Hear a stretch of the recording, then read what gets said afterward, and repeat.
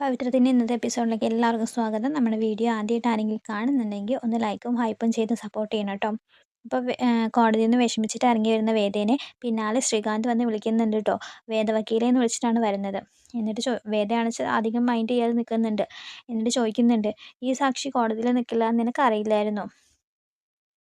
അല്ലെങ്കിലും ആദ്യ ഹിയറിങ്ങിൽ തന്നെ ജയിച്ചു കഴിഞ്ഞാൽ അഹങ്കാരം കൂടും. ഇതിപ്പോൾ അതില്ലല്ലോ. എന്നോട് ചോദിച്ചിട്ടുണ്ടെങ്കിൽ ഞാൻ പറഞ്ഞു തരാമെന്നില്ലേ ആ സാക്ഷി കോടതിയിൽ നിൽക്കില്ലായിരുന്നു എന്ന്. ഇങ്ങനെ വന്ന് നാണം കെടേണ്ട ആവശ്യം ഉണ്ടായിരുന്നോ? അല്ലെങ്കിൽ നിനക്ക് ദർശൻ വക്കീലിനോടെങ്കിലും ചോദിക്കായിരുന്നല്ലോ. അല്ല, നിനക്ക് ഇതൊക്കെ പറഞ്ഞു തരാൻ ആരും ഉണ്ടായിരുന്നില്ല അല്ലേ? സാരമില്ല, best luck for next time എന്ന് പറഞ്ഞിട്ട് ശ്രീകാന്ത് പോകുന്നുണ്ട് കേട്ടോ. വേദയാണെന്ന് വെച്ചാൽ ആകെ ദേഷ്യവും വിഷമവും ആകെപ്പാടെ ഇങ്ങനെ ഒരു കാര്യം പ്രതീക്ഷിച്ചിട്ടുണ്ടായിരുന്നില്ലല്ലോ. അങ്ങനെ നിൽക്കുകയാണ് കേട്ടോ. പിന്നെ കാണിക്കുന്നത് നമ്മുടെ വിശ്വനെ പോലീസ് കൊണ്ടുപോകാണ്. ജീപ്പിലേക്ക് കയറ്റാൻ കൊണ്ടുപോകുന്ന സമയത്ത് അവിടെ ശ്രീജയും വിക്രമും നിൽക്കുന്നുണ്ട് കേട്ടോ. ശ്രീജയാണെന്ന് വെച്ചാൽ കരഞ്ഞിട്ടാണ് നിൽക്കുന്നത് കേട്ടോ. എന്നിട്ട് വിക്രം ശ്രീജേനെ കൂട്ടിയിട്ട് പോലീസിൻ്റെ അടുത്തേക്ക് പോകുന്നുണ്ട്. എന്നിട്ട് വിശ്വനോട് സംസാരിക്കുന്നുണ്ട് കേട്ടോ. വിശ്വേട്ടാന്നൊക്കെ വിളിച്ച് ശ്രീജ സംസാരിക്കാൻ തുടങ്ങുന്നുണ്ട് കേട്ടോ. അങ്ങനെ കരച്ചിൽ മാത്രമേ കാണിക്കുന്നുള്ളൂ കേട്ടോ. എന്നിട്ട് പോലീസ് കൊണ്ടുപോകുന്നിട്ട് പിന്നെ കാണിക്കുന്നത് നമ്മുടെ വേദ ദർശനോട് സംസാരിച്ച് നിൽക്കുന്നതാണ് കേട്ടോ. ദർശൻ പറയുന്നുണ്ട്, ഇങ്ങനെ ഒരു സാക്ഷി കോടതിയിൽ നിൽക്കുന്ന വേദയ്ക്ക് അത്ര ഉറപ്പുണ്ടായിരുന്നു. കോടതി തള്ളിക്കളയുമെന്ന് അറിയുന്ന കാര്യമായിരുന്നില്ലേ എന്ന് പറയുന്നുണ്ട് കേട്ടോ. അപ്പോൾ വേദ പറയുന്നുണ്ട്, എനിക്കറിയായിരുന്നു, പക്ഷേ ഇതിപ്പോൾ വല്ലാത്ത തിരിച്ചടിയായി പോയില്ലേ ദർശൻ, ഇനി നമ്മൾ എന്താ ചെയ്യുക എന്നിങ്ങനെ ചോദിക്കുന്നുണ്ട് കേട്ടോ. അവർക്ക് അവർക്കെതിരായിട്ട് ഒരു തെളിവ് പോലും നമ്മുടെ കയ്യിൽ ഇല്ല എന്നുള്ള ഒരു അഹങ്കാരത്തിലാണ് അവർ നടക്കുന്നത് ദർശൻ. എന്ത് ചെയ്യണമെന്ന് എനിക്കൊരു എത്തും പിടിയും കിട്ടുന്നില്ല എന്നൊക്കെ വേദ പറയുന്നുണ്ട്. അപ്പോൾ ദർശൻ പറയുന്നുണ്ട് കേട്ടോ, അവർ മുന്നോട്ട് വെച്ച വാദത്തിൽ തന്നെ ഉണ്ട് അവരെ പൊളിക്കാനുള്ളത് എന്ന് പറയുന്നുണ്ട് കേട്ടോ. അപ്പോൾ വേദ പറയുന്നുണ്ട്, എനിക്കറിയാം ദർശൻ, ആ 5 ലക്ഷം രൂപയുടെ കാര്യമല്ലേ, അതെന്തായാലും വിശ്വേട്ടൻ കൊടുത്തിട്ടില്ല എന്ന് ഞാൻ തെളിയിക്കും. വിശ്വേട്ടനെ ഞാൻ പുറത്ത് ഇറക്കിയിരിക്കുന്നു പറഞ്ഞിട്ട് വേദ പോകുന്നുണ്ട്. പിന്നെ കാണിക്കുന്നത് നമ്മുടെ വർക്ക്ഷോപ്പിൽ വിക്രത്തിൻ്റെ കൂട്ടുകാരോട് സംസാരിച്ചിരിക്കുന്നതാണ് കേട്ടോ. അപ്പോൾ ആ ചേട്ടൻ പറയുന്നുണ്ട് കേട്ടോ, ആ ഷാജിയെ മാത്രം നമ്പി നമ്മൾ കേസ് ജയിക്കുമെന്ന് വിചാരിച്ചത് വിട്ടിത്തായി പോയി എന്ന് പറയുന്നുണ്ട്. അപ്പോൾ വിക്രം പറയുന്നുണ്ട്, വേദ എന്നോട് ആദ്യമേ പറഞ്ഞതാണ്, ഇവൻ കുറേ കേസിൽ പ്രതിയായതുകൊണ്ട് തന്നെ കോടതി ചിലപ്പോൾ ഈ സാക്ഷിനെ എടുത്തു എന്ന് വരില്ല, തള്ളി കളഞ്ഞേക്കാമെന്ന് വേദ എന്നോട് ആദ്യമേ പറഞ്ഞതാണെന്ന് പറയാണ്. അപ്പോൾ ജോസഫ് പറയുന്നുണ്ട് കേട്ടോ, ഇനിയിപ്പോൾ നമ്മുടെ വക്കീൽ സ്ട്രോങ് അല്ലാത്തതുകൊണ്ടായിരിക്കുമോ ഇങ്ങനെയൊക്കെ സംഭവിച്ചതെന്ന് പറയുമ്പോൾ രാജേട്ടൻ പറയുന്നുണ്ട്, ആര് വേദയോ? ആ കുട്ടിയുടെ കുഴപ്പം കൊണ്ടൊന്നുമല്ല ജോസഫേ. നമ്മുടെ കയ്യിൽ തെളിവുകളില്ല. വിഷൻ അത് ചെയ്തിട്ടില്ല എന്ന് തെളിയിക്കാനുള്ള ഒരു തെളിവ് നമ്മുടെ കയ്യിലില്ലല്ലോ. പിന്നെ ആകെ ഉള്ളത് ആ 10 ലക്ഷം രൂപയുടെ കാര്യം അവരെടുത്തിട്ടതാണ്. വിഷുവിന് കാശിന് ആവശ്യമുള്ളതുകൊണ്ട് വിഷൻ അത് ചെയ്തു എന്നേ കോടതി വിചാരിക്കുള്ളൂ. എങ്ങനെ ഇപ്പോൾ ഈ ചിട്ടിയുടെ റെസീറ്റും പ്രോസിക്യൂഷൻ്റെ കയ്യിലെത്തി? വിനായകന് ഇതിൽ വല്ല പങ്കുണ്ടോ എന്നൊക്കെ രാജേട്ടൻ ചോദിക്കുന്നുണ്ട് കേട്ടോ. അപ്പോൾ വിക്രം പറയുന്നുണ്ട്, അതൊന്നും ആവാൻ സാധ്യതയില്ല.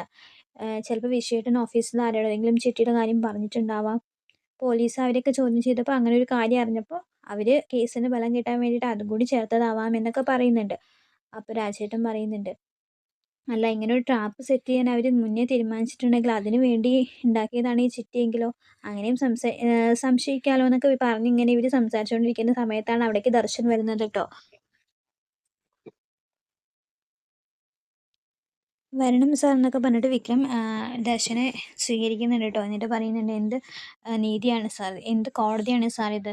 ചെയ്ത ആളെന്നെ കുറ്റം ഏറ്റു പറഞ്ഞിട്ടും കോടതിക്ക് അയാളെ ശിക്ഷിക്കാൻ പറ്റുന്നില്ല, അയാളെ വിശ്വാസത്തിലെടുക്കാൻ പറ്റുന്നില്ലല്ലോ എന്ന് പറയുമ്പോൾ ദർശൻ ചിരിച്ചുകൊണ്ട് പറയുന്നുണ്ട്, നമ്മുടെ നീതിബോധമല്ല വിക്രം, കോടതിയുടെ നീതിബോധം. ഒന്നാമത് കള്ളനായ ഒരാൾ പല കേസിലും മോഷ്ടാവായിട്ട് പോലീസ് പിടിച്ചതും കോടതി ശിക്ഷിച്ചതുമായിട്ടുള്ള ആളുടെ മൊഴീനെ എത്രമാത്രം കോടതി മുഖവിലക്കെടുക്കും? അതൊന്നും നടക്കുന്ന കാര്യമല്ല. പിന്നെ എന്താ ചെയ്യണം, ഇനി ഞാൻ എന്ത് ചെയ്യണം സാർ എന്നൊക്കെ ചോദിക്കുന്നുണ്ട് വിക്രം. അപ്പോൾ ദർശൻ പറയുന്നുണ്ട്, നമുക്ക് അത്രയും വിശ്വാസ്യതയുള്ള ഒരാളായിരിക്കണം, കോടതിക്ക് അത്രയും വിശ്വസിക്കാൻ പറ്റുന്ന ഒരാളായിരിക്കണം സാക്ഷിയും തെളിവൊക്കെ ആയിട്ട് നമ്മൾ ഹാജരാക്കേണ്ടത്. കാരണം വിശ്വന് ജോലി ചെയ്യുന്ന സ്ഥാപനമാണ് വിശ്വനെതിരെ കംപ്ലൈൻറ്റ് കൊടുത്തിരിക്കുന്നത്. അപ്പോൾ അതിനെ നമുക്ക് മറികടക്കാൻ പറ്റുന്ന അത്രയും സ്ട്രോങ് ആയിട്ടുള്ള സാക്ഷികളെയാണ് നമ്മൾ ഹാജരാക്കേണ്ടതെന്ന് പറയാൻ കേട്ടോ. ഇനി ഞാൻ എന്ത് ചെയ്യണം? വക്കീലിനെ മാറ്റണോ? വേദേനെ മാറ്റി വേറെ ആരെങ്കിലും വെക്കണോ? എനിക്കറിയില്ലേ. ആകപ്പാടെ ഞാൻ പെട്ട അവസ്ഥയാണ്.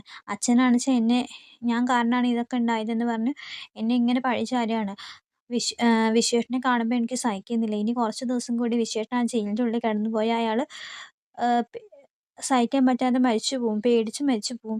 എനിക്ക് എന്താ ചെയ്യേണ്ടതെന്ന് ഒരെത്തും പിടിയും കിട്ടുന്നില്ല എന്നൊക്കെ പറയുമ്പോൾ ദർശൻ പറയുന്നുണ്ട്, എനിക്കത് മനസ്സിലാവുന്നുണ്ട്. അതുകൊണ്ട് തന്നെയാണ് ഞാൻ വിക്രത്തെ കാണാൻ വന്നതെന്ന് പറയുന്നുണ്ട് ട്ടോ. ദർശൻ പറയുന്നുണ്ട് ട്ടോ, ഇനി ഇതിന് ഒരു വഴിയേ ഉള്ളൂ. പക്ഷേ ഞാനത് പറയുന്നതുകൊണ്ട് വിക്രത്തിന് വേറൊന്നും തോന്നരുതെന്ന് പറയാണ് ട്ടോ.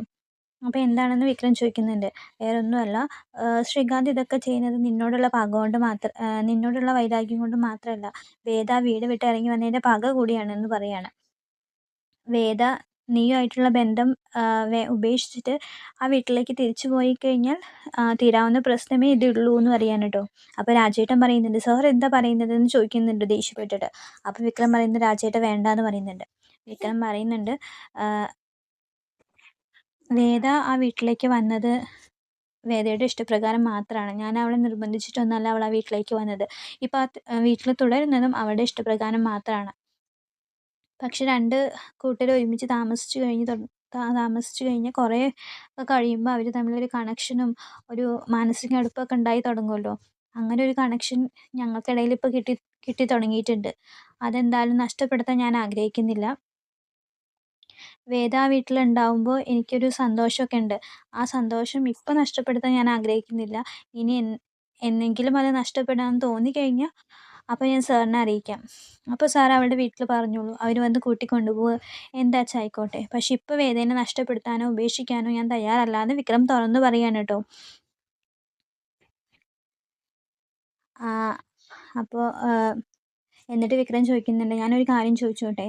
ഈ പണം വിശ്വേട്ടൻ മോഷിച്ചു എന്ന് പറഞ്ഞു കഴിഞ്ഞാൽ ആ പണം പോലീസ് കണ്ടെടുത്ത് ഹാജരാക്കണ്ടേ? അല്ലെങ്കിൽ ഈ കേസ് വെറും ഒരു ആരോപണം മാത്രമായി മാറില്ലേ? അപ്പോൾ ദർശൻ പറയുന്നുണ്ട്, ഇത്രയൊക്കെ ചെയ്ത ശ്രീകാന്തിന് ഇതും കൂടി ചെയ്യാൻ പറ്റില്ല എന്നാണോ വിക്രം വിചാരിക്കുന്നത്? അപ്പോൾ ശ്രീകാന്തിൻ്റെ ഭീഷണി അറിയിക്കാൻ വേണ്ടിയിട്ടാണോ സാർ ഇതുവരെ വന്നത്? ഒരിക്കലുമല്ല. നിങ്ങൾ തമ്മിൽ ഇങ്ങനെ ഒരു അടുപ്പമുണ്ടെങ്കിൽ അതിലെനിക്ക് സന്തോഷമേ ഉള്ളൂ. മറിച്ച് നിങ്ങൾ തമ്മിൽ വെറുതെ വീട്ടുകാരെ കാണിക്കാൻ വേണ്ടിയിട്ടോ അഭിനയിക്കുന്നതാണോ ആചാരം, വിശ്വാസം എന്നൊക്കെ പറഞ്ഞ് വെറുതെ അഭിനയിക്കുന്നതാണെങ്കിൽ ഇനിയും പ്രശ്നങ്ങൾ ഉണ്ടാക്കി അത് തുടർന്ന് പോണ്ടാന്ന് വിചാരിച്ചിട്ട് മാത്രം ഞാൻ പറഞ്ഞതാണ്. അല്ലാണ്ട് നിങ്ങൾ തമ്മിൽ മാനസികമായ ഒരു അടുപ്പം തുടങ്ങി കഴിഞ്ഞിട്ടുണ്ടെങ്കിൽ അതിലേറ്റവും സന്തോഷിക്കുന്ന ഒരാൾ ഞാൻ തന്നെ ആയിരിക്കും എന്ന് ദർശൻ പറയുന്നുണ്ട്. പിന്നീട് കാണിക്കുന്നത് നമ്മുടെ വേദ ശ്രീകാന്തിൻ്റെ ഓഫീസിലെ മാനേജറുടെ വീട്ടിൽ പോയിട്ട് മാനേജറോട് സംസാരിക്കുന്നതാണ് കേട്ടോ. കാരണം വേദയാണ് അയാൾക്ക് അവിടെ ജോലി മേടിച്ചു കൊടുത്തത്. എന്നിട്ട് അയാൾ ഇങ്ങനെ ഒരു ചതിക്ക് കൂട്ടുനിന്നു എന്നൊക്കെ പറഞ്ഞിട്ട് അയാളോട് സംസാരിക്കുന്നുണ്ട്. പിന്നെ പറയുന്നുണ്ട്, ശ്രീകാന്തേട്ടൻ പറഞ്ഞതനുസരിച്ച് നിങ്ങളൊരാളെ ചതിക്കുകയാണ് ചെയ്തത്. സത്യം നിങ്ങൾ തുറന്നു പറയണം കോടതിയിൽ വന്നിട്ട്. നിങ്ങൾ എന്തിനാണ് ഇങ്ങനെ ഒരു ചതിക്ക് കൂട്ടു നിൽക്കുന്നത് എന്നൊക്കെ ചോദിക്കുന്നുണ്ട് ട്ടോ. അപ്പോൾ ശ്രീകാന്ത് സാർ പറഞ്ഞു കഴിഞ്ഞാൽ ഞങ്ങൾക്ക് കേൾക്കാതിരിക്കാൻ പറ്റില്ല എന്നൊക്കെ സുഭാഷ് മറുപടി കൊടുക്കുന്നുണ്ട്. അപ്പോൾ വേദ പറയുന്നുണ്ട്, ശ്രീകാന്തേട്ടൻ ആ ഓഫീസിൻ്റെ മാനേജിങ് ഡയറക്ടറാണെന്ന് മാത്രമേ ഉള്ളൂ. പക്ഷേ ആ ഓഫീസിലെ എല്ലാ കാര്യങ്ങളുടെയും അവസാന വാക്ക് പണിക്കത്ത് ശങ്കരനാരായണൻ്റെ ആണ്. അതായത് എൻ്റെ അച്ഛൻ്റെ ആണ്. അച്ഛനാണ് അവസാനത്തെ വാക്ക് പറയേണ്ടത്. അച്ഛൻ ഇതിനൊക്കെ നിൽക്കുമെന്ന് സുഭാഷിന് തോന്നുന്നുണ്ടോ? ഒരിക്കലുമില്ല. ഒരാളെ ചതിച്ച് ഇങ്ങനെ ഒരു കാര്യം ചെയ്യാൻ ഒരിക്കലും അച്ഛൻ സമ്മതിക്കില്ല. ഇത് അറിഞ്ഞു കഴിഞ്ഞാൽ എന്തായിരിക്കും അതിൻ്റെ ശിക്ഷ എന്ന് സുഭാഷ് ആലോചിക്കുന്നുണ്ടോ? ഇപ്പോൾ ജോലി പോകും വിചാരിച്ച് ശ്രീകാന്തേട്ടൻ്റെ കൂടെ നിൽക്കുന്ന സുഭാഷിന് കുറച്ചു കാലം കൂടി ഈ ജോലിയിൽ തുടരാൻ പറ്റുന്നുണ്ടാവുള്ളൂ. അച്ഛൻ എന്ന് തിരിച്ചു വരുന്നു അന്ന് നിങ്ങളുടെ ടെർമിനേഷൻ ആയിരിക്കും നടക്കുന്നുണ്ടായിരിക്കുക. ഞാനും എൻ്റെ അച്ഛനും തമ്മിൽ പല പ്രശ്നങ്ങളുമുണ്ട്.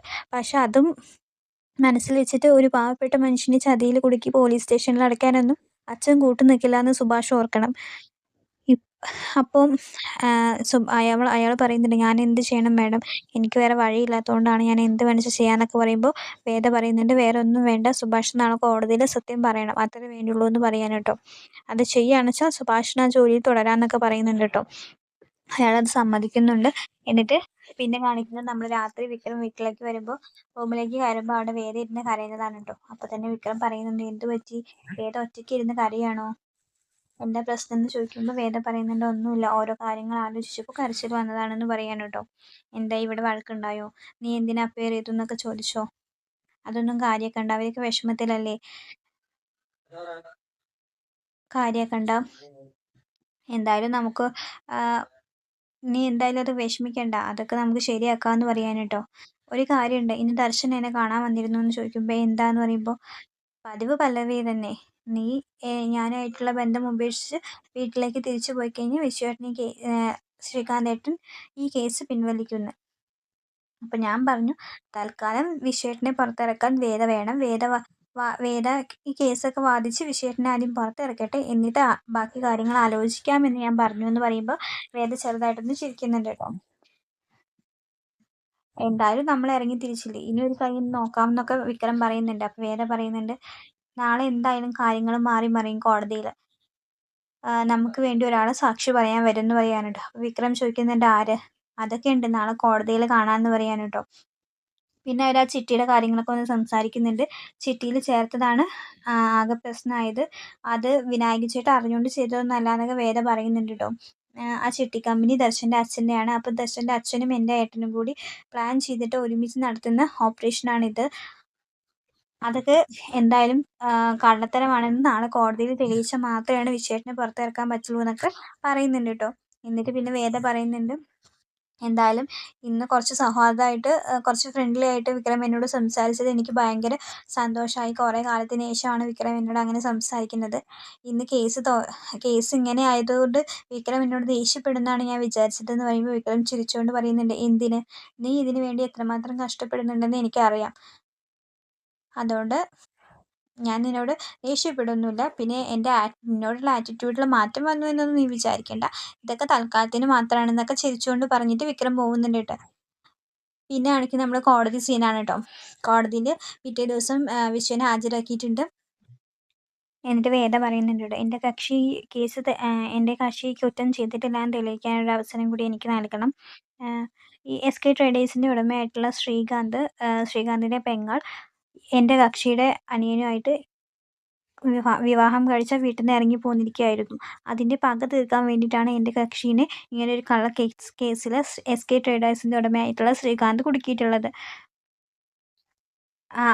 പലവട്ടം അനിയത്തിയോട് വീട്ടിലേക്ക് തിരിച്ചു വരാൻ ആവശ്യപ്പെട്ടിട്ടും അനിയത്തി തിരിച്ചു പോവാത്തതിൻ്റെ ദേഷ്യവും പകയുമാണ് ശ്രീകാന്ത് ഇതിലൂടെ തീർത്തത്. അല്ലാതെ എൻ്റെ കക്ഷി ഒരു തെറ്റും ചെയ്തിട്ടില്ല എന്നൊക്കെ വേദ വാദിക്കുമ്പോൾ PP പറയുന്നുണ്ട് ഇങ്ങനൊരു കഥ കെട്ടി ചമച്ചുണ്ടാക്കുന്നതാണ് എന്ന് പറയാൻ കേട്ടോ. എവിടെയും കേട്ടുകേൾവി പോലും ഇല്ലാത്തൊരു കഥയാണ് ജൂനിയർ വക്കീൽ ഇവിടെ ഉന്നയിച്ചിരിക്കുന്നതെന്നൊക്കെ പറയുമ്പോൾ വേദ പറയുന്നുണ്ട് അതെ, കേട്ടുകേൾവി പോലും ഇല്ലാത്തൊരു കഥയാണ് PP മെനഞ്ഞുണ്ടാക്കിയിരിക്കുന്നത്. അത് തെളിയിക്കാനുള്ള ഒരു തെളിവ് ഹാജരാക്കാൻ കോടതി അനുവദിക്കണം എന്ന് പറഞ്ഞിട്ടൊരു പേപ്പർ കൊടുക്കുന്നുണ്ട്. ആ പേപ്പർ എന്താണെന്നറിയില്ല. അതിലാണ് ആ പേപ്പർ കൊടുക്കുമ്പോൾ ജഡ്ജി അത് നോക്കി നിൽക്കുന്നതിലാണ് കേട്ടോ ഇന്നത്തെ എപ്പിസോഡ് കഴിയുന്നത്. വീഡിയോ ഇഷ്ടമാവുകയാണെന്ന് വെച്ചാൽ എല്ലാവരും ഒന്ന് ലൈക്ക് ചെയ്യണം, സബ്സ്ക്രൈബ് ചെയ്യണം. താങ്ക്